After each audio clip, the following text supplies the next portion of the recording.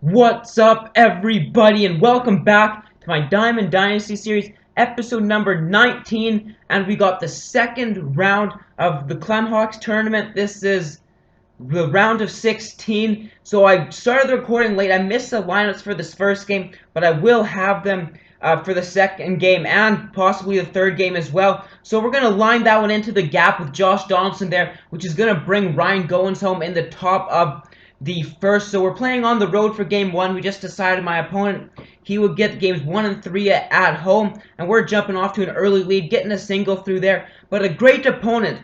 His team was, I'm not sure exactly what his team overall, but high 80s, I'd want to say. It's sort of just a guesstimate, but he turns a nice double play there. Another run did come home to score. So we're going to allow a lead-off single with Noah Syndergaard. So he's getting on base early right there. Got to get it back in. So next batter up, 2-2 count. There's the sinker I wanted to throw. Catching that bottom corner, coming back. Runner on third, we're walking Joey Bats. And it's a good thing we did, getting Cargo to ground into the 4-6-3 double play and keeping our 2-run lead intact. If you guys don't know, these are only 3-inning games. That's why I'm bringing in Aroldis Chapman in the second. Would have left Syndergaard in if it was full 9 innings, but we don't.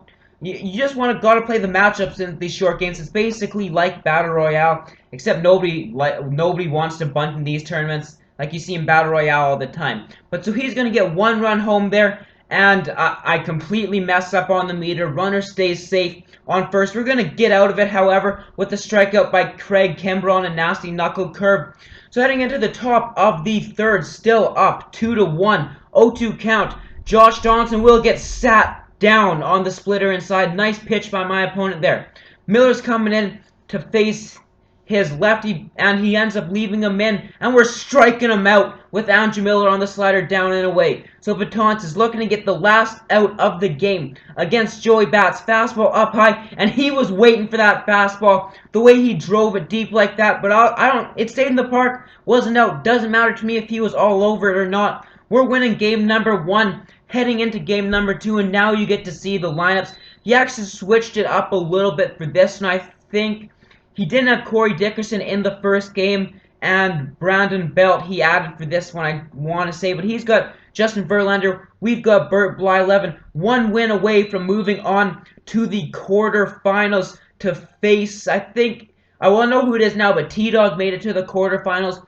He's the man I lost to in the previous Clemhawks tournament in the quarterfinals. That one was only a round of 16 teams. This one is 32. So you see the nasty knuckle curve, or not knuckle curve, 12-6 curve by Blyleven for the strikeout there. And if you know how to use Blyleven against somebody, I mean, you got to get lucky with him sometimes, especially with only the fastball and curve. But if you can get him looking for the other pitch, one or the other, you're going to have success with them. But he gets us to ground into a double play there, and then he's striking out Big Poppy in the bottom of the second.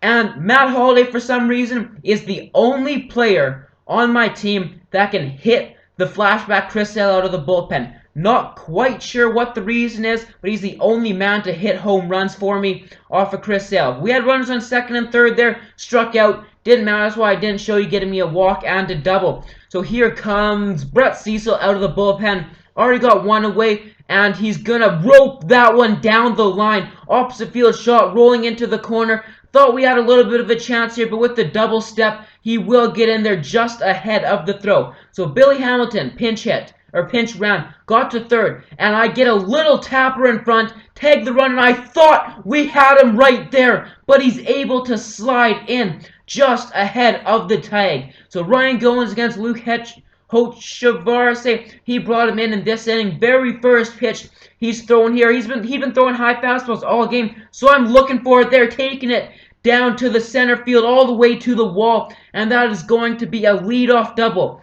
Single brings the runner home now. Josh Donaldson up next. Luke Hochevar hit many home runs, walk-off home runs in Toronto for the Blue Jays last year. Why not add a no-doubter into the second deck, walking it off? 3-1 victory right here. Great game by my opponent. Tough to play him. He was a great opponent.